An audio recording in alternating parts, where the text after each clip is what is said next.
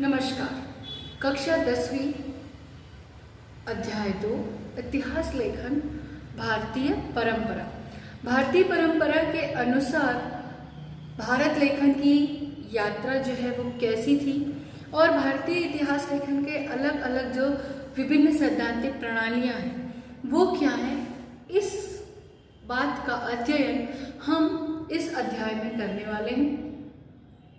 तो भारतीय इतिहास लेखन की यात्रा, इसके पहले के पाठ में हमने पढ़ा है कि पश्चिमी परंपरा जो है इतिहास लेखन की वो क्या थी और किस प्रकार वहाँ पर इतिहास जो है पश्चिमी विधि में लिखा जाता था।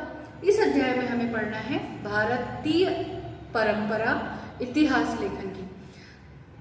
साथियों, सबसे पहले हम यहाँ पर सम्राट अशोक की चर्चा करेंगे कि सम्राट अशोक कौन थे। आप सभी ने उनका नाम अच्छी तरीके से सुना है, कलिंग युद्ध की जानकारी ली। सम्राट अशोक बोलते ही अशोक स्तंभ हमारे दिमाग में आ जाता है और ये बात मैं यहाँ पर क्यों कर रही हूँ, सम्राट अशोक के बारे में मैं आपसे चर्चा क्यों कर रही हूँ, उसका कारण ये है कि भारत के इतिहास का लेखन का प्रमाण सबसे पहले हमें सम्राट अशोक के लेखों के द्वारा ही मिलता है।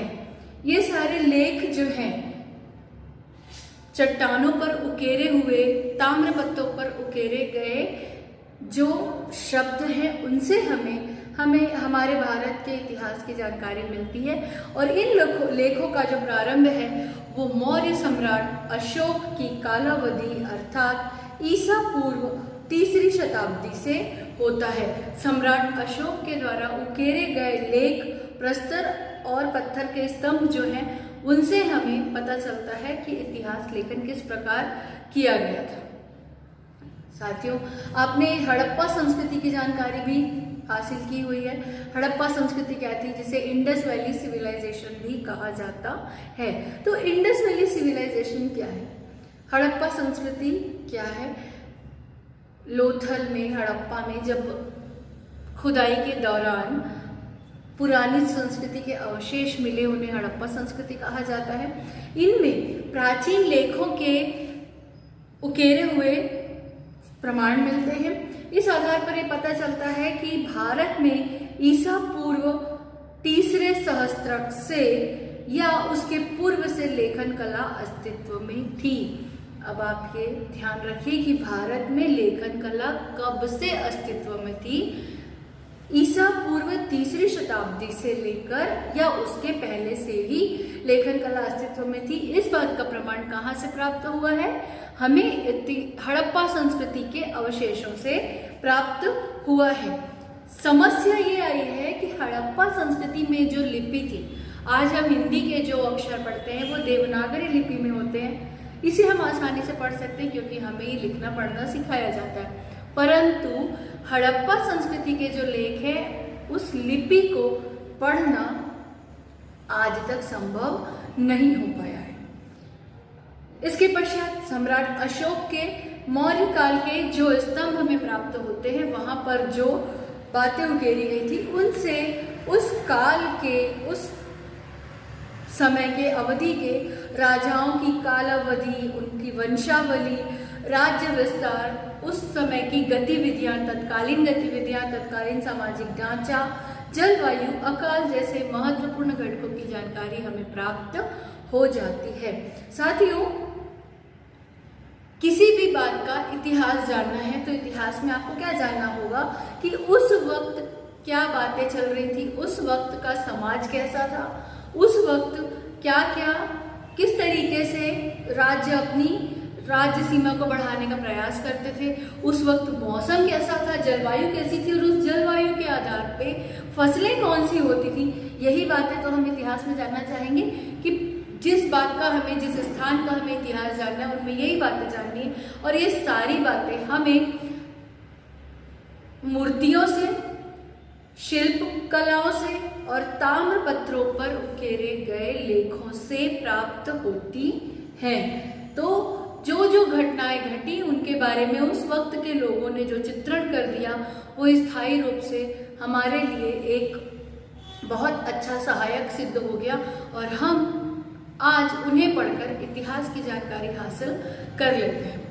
प्राचीन भारतीय साहित्य में रामायण, महाभारत, महाकाव्य, पुराण, जैन और बौद्ध ग्रंथों तथा धर्म ग्रंथों के अतिरिक्त भारतीय ग्रंथकारों द्वारा लिखित ऐतिहासिक स्वरूप का साहित्य, विदेशी यात्रियों द्वारा लिखित यात्रा वर्णन इतिहास के महत्वपूर्ण साधन सिद्ध हुए हैं।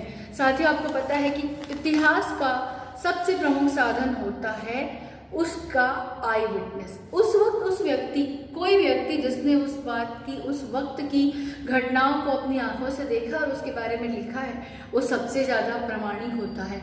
तो यहाँ विदेशियों ने जो अपना भ्रमण करते हुए विदेशी यहाँ आए, उन्होंने यहाँ के बारे में जो लिखा, उसके अलावा रामायण, महाभारत और बहुत से वेद ग्रंथ जो हैं वो यहाँ जो हमें जानकारी देते हैं, ये सभी भारतीय इतिहास की एक मजबूत साधन सिद्ध होते हैं। भारतीय इतिहास लेखन की यात्रा में प्राचीन कालखंड के राजाओं के चरित्र और राजवंशों का इतिहास बताने वाला लेखन महत्वपूर्ण चरण है। रिसेंटली रामायण के एपिसोड में आपने देखा था लव और कुश जो है वो स्वयं राम जी के जीवन चरित्र का वर्णन एक गाने के द्वारा करते हैं। वो गाना अभी बहुत ज़्यादा पॉपुलर है, सभी अच्छी तरीके से जानते हैं, हम कथा सुनाते हैं। तो ये क्या था, एक राजा के जीवन में जो जो घटनाएं घटी हुई हैं, उन घटनाओं का वर्णन बिल्कुल वैसे ही प्राचीन काल में जो भी राजा महाराजा थे उनके बारे में, उनके चरित्र का, उनके राजवंशों का और उनके जीवन काल का पूरा वर्णन करने वाला लेख जो है वो भी इतिहास बताने का एक बहुत महत्वपूर्ण साधन सिद्ध होता है। इसी श्रृंखला में ईस्वी सन की 7वीं शताब्दी के बाणभट्ट कवि द्वारा लिखित हर्षचरित्र नामक संस्कृत काव्य का स्वरूप ऐतिहासिक चरित्र ग्रंथ जैसा है, जिसमें तत्कालीन सामाजिक, आर्थिक, राजनीतिक, धार्मिक और सांस्कृतिक जीवन का यथार्थ चित्रण पाया जाता है। तो साथियों, हर्षचरित्र क्या बताता है, किसने लिखा है?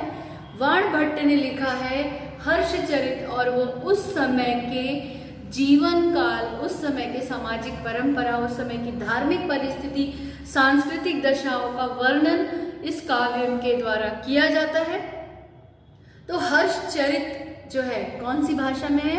संस्कृत में लिखा गया है और ये काव्य है या गद्य? ये काव्य है, कविता के रूप में लिखा गया एक ग्रंथ है। तो साथियों, इस प्रकार इतिहास लेखन की परंपरा जो है भारत में वैसी ही है जैसी होनी चाहिए। लोगों का विजिट करना, उसके बारे में लिखना, उस समय के लोगों ने जो देखा अपनी आंखों से उसका वर्णन करना, और वर्णन करने के तरीके अपने अपने हैं। कोई कविता के रूप में लिखता है, कोई ग्रंथों के रूप में लिखा हुआ है, और उन चीज़ों को पढ़ना। मौर्यकालीन समय की यदि हम बात करें तो वो दीवारों, ताम्रपत्रों और सिक्कों पर उनकी उस समय की बातों को उकेरा गया है। तो इन सारी चीज़ों से भारत का इतिहास हम जान सकते हैं। तो इसके अगले वीडियो में हम मध्ययुगीन इतिहास लेखन कैसे करते हैं उसके बारे में जानकारी हम प्राप्त करेंगे कि मध्य युग में इतिहास लेखन का साधन क्या था और किस प्रकार से उसमें क्या परिवर्तन आए। ये सारी बातें हम अगले वीडियो में देखेंगे। तब तक आपको आपका असाइनमेंट होगा सौहगौड़ा ताम्रपट, इसके बारे में टिप्पणी लिखना। So thank you.